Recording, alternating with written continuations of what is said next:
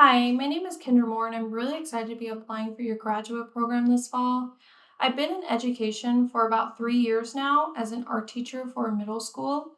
Throughout this time, I've discovered a real passion for creating learning environments where all my students feel valued and supported.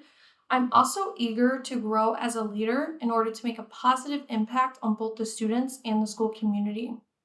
To start, I'm going to share with you three strengths of mine that I pulled from the PSEL standards and aligned them with the NELP standards for today.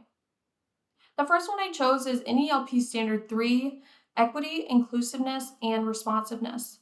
I chose this because I want to ensure that I am allowing equal opportunities for all my students, and one way I do this is I incorporate multilingual curriculum within my classroom to accommodate for my Spanish-speaking students.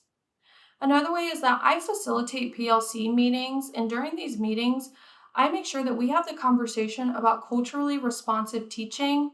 This allows us to become more aware of our students' backgrounds and experiences, and it actually improves learning and fosters a sense of well being in the classroom.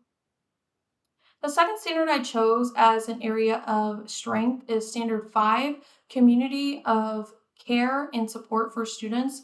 I chose this because one of my biggest accomplishments within the classroom was creating that teacher and student relationship. I also consistently remind my students that they are capable, important, and valuable, as well as their education. Another way that I show this standard is by handling situations in a more delicate way. Rather than talking at my students, I like to talk to my students to create dialogue and also create that respect that we both deserve in the classroom. The third standard I chose as a strength of mine is Standard 7, Building Professional Capacity. I chose this because I feel that I am strong at creating that inclusive, supportive learning environment. And I've also had experience with leading meetings and providing advice and knowledge to my colleagues about ways to improve in their classrooms.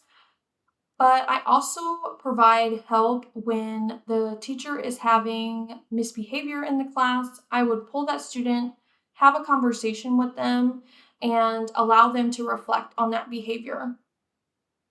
Moving on to my areas of improvement, I chose Standard 1, Mission, Vision, and Improvement.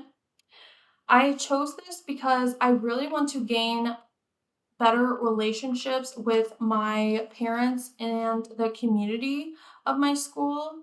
And the way that I want to do this is creating a committee where I, as the principal, the teachers, and the parents have a say so.